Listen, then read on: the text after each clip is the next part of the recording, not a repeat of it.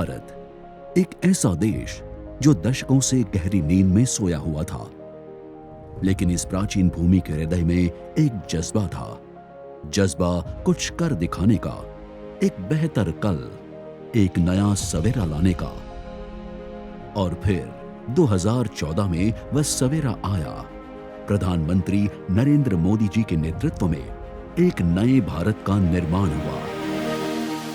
भारत की संकल्प शक्ति ऐसी है कि भारत आत्मनिर्भर बन सकता है। आत्मनिर्भर भारत और मेक इन इंडिया से प्रेरित होकर हमारे उद्योगों ने खुली बाहों के साथ दुनिया को गले लगाया। अब भारत एक $5 ट्रिलियन की अर्थव्यवस्था बनने की दिशा में दौड़ पड़ा है और इस सफर में इंडस्ट्रीज और मैन्युफैक्चरिंग सेक्टर का बहुत बड़ा हाथ है।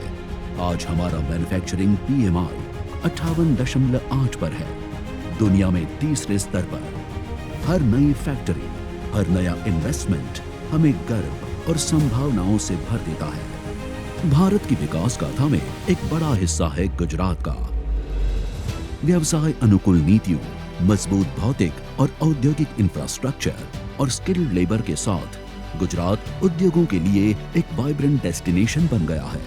भारत की GDP में 8.3%, औद्योगिक उत्पादन में 18% और एक्सपोर्ट में 33% योगदान करते हुए गुजरात का GSDP केवल 2 दशकों में 1.82 लाख करोड़ रुपए से बढ़कर 22.61 लाख करोड़ रुपए हो गया है।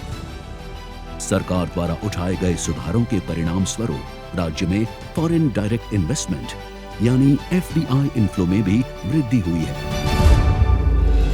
IMF का मानना है कि भारत विश्व में सबसे तेजी से बढ़ता देश है और उन्होंने 2024 के लिए भारत के विकास अनुमान को 6.5% से बढ़ाकर 6.8% कर दिया है।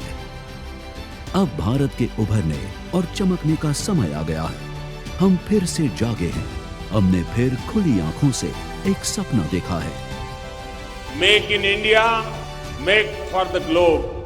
अविरत औद्योगिक विकास से बनाएंगे एक नई मिसाल। विकसित भारत के अगले 5 साल होंगे बेमिसाल।